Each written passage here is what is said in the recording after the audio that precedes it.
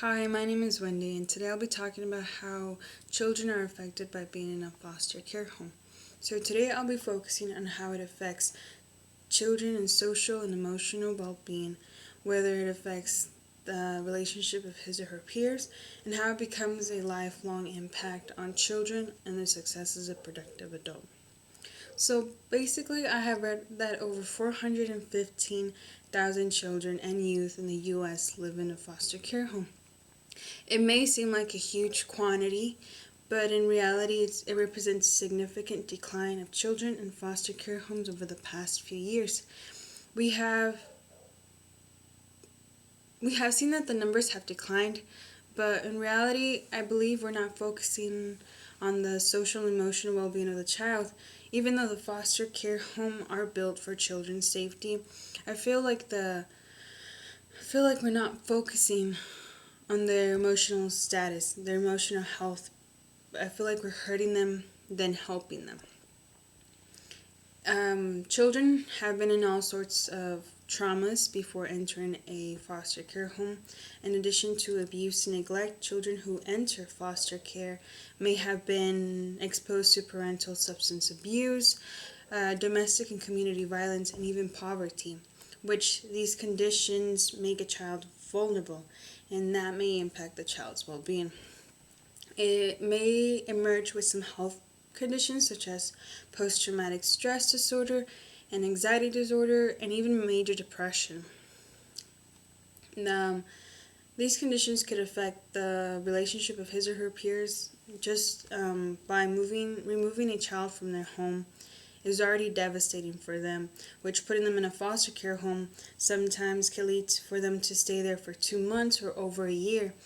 And honestly, the longer they stay, the more likely they're constantly moving from a foster care to another foster care, and this could lead to a negative social outcome, which causes too many disruptions with all the friendships they have created in school and even in foster care home. And these frequent changes are basically caused by like caseworkers, judges, and legal representation who interfere with the child's well-being. And I don't think they get to like build a strong friendship due to all the constant moving, and even if they do, it's only for a short period of time. Also, I found out that the caregivers and foster cares don't really know what the child has been through, which makes it difficult for them to understand because a child who has been through sexual abuse tends to be more aggressive and have more behavioral problems, sometimes could lead for them not wanting any help, and which makes it sometimes hard for them to find a permanent home due to all this disruptive behavior. And this might require for them to be educated in receiving affection since they never received it back at their own house. And basically, all this maltreatment children have been through affects the brain function and the structure. Basically, causes excessive of cortisol hormone, which is a stress hormone, and produces like toxic stress, which disrupts developing brain circuits.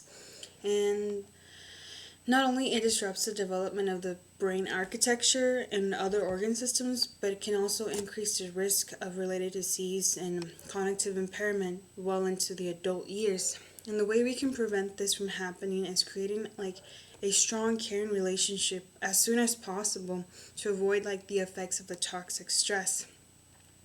Um, Foster care children also suffer a mental health illness.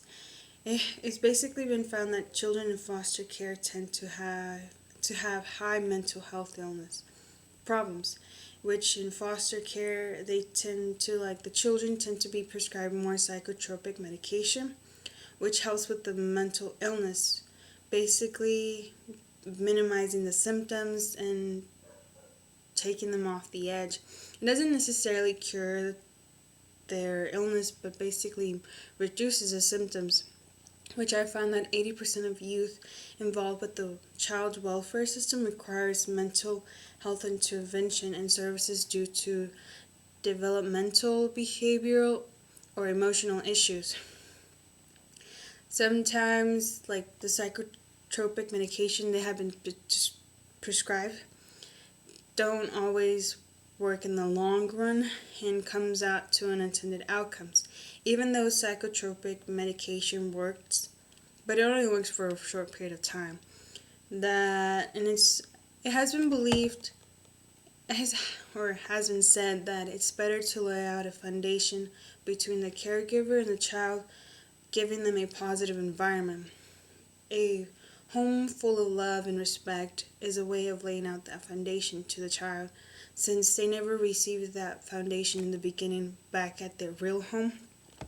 But I believe like the best medicine for a child, it's giving them love, and that's all these children need.